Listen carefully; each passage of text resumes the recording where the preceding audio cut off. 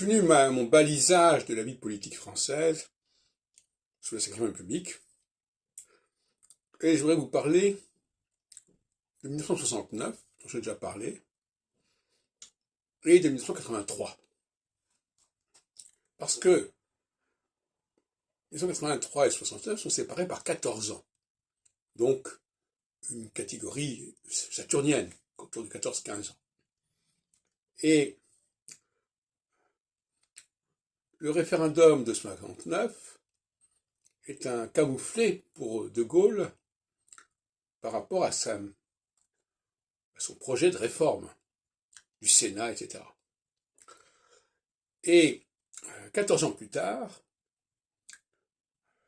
face à un certain nombre de problèmes qui se posaient socialement et économiquement, on va parler d'un tournant de la rigueur qui va prendre le contre-pied de ce qui s'était passé depuis l'arrivée de Mitterrand à la présidence.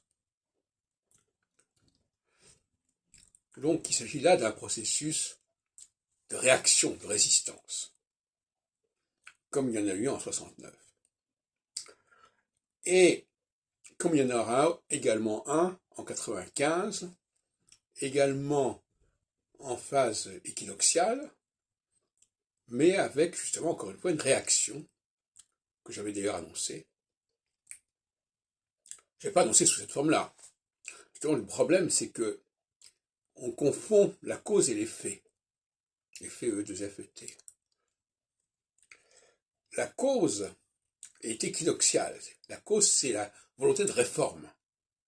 Et l'effet, c'est la réaction, éventuellement, par rapport à ce qui est perçu comme une provocation.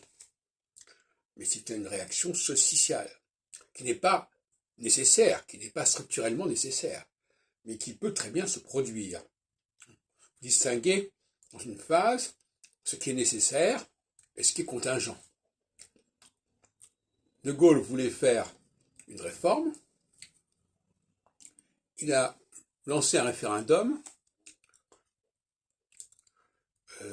et les résultats du référendum, de toute façon, sont contingents. Il n'est pas censé même affecter la situation du gouvernement.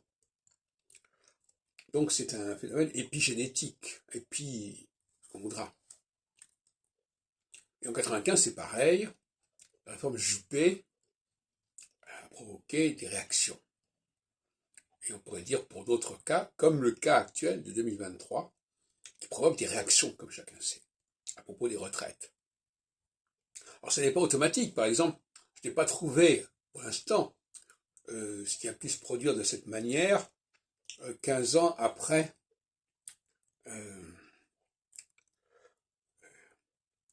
95, autour de 2010-2012 en France. Alors peut-être qu'on pourrait parler de l'élection de François Hollande, par exemple. Enfin bon, restons-en là. Mais le paradoxe est intéressant sur le plan épistémologique parce que, de la même façon pour les topiques sensoriels, dont j'ai beaucoup traité, le surmoi et le ça ne sont pas si faciles à distinguer. Parce que quand quelqu'un a un rapport, une réaction surmoïque, quelque part, c'est presque une sorte de ça. Qu'est-ce que je veux dire? C'est-à-dire que la personne ne peut même pas se contrôler dans sa réaction. Par exemple, si quelqu'un ne supporte pas les odeurs, donc il a un surmoi qui est très réactif aux odeurs.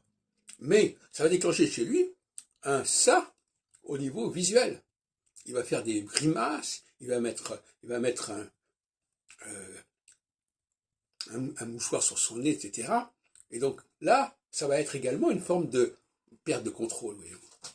Donc, les choses ne sont pas aussi clairement distinctes. Voyez-vous.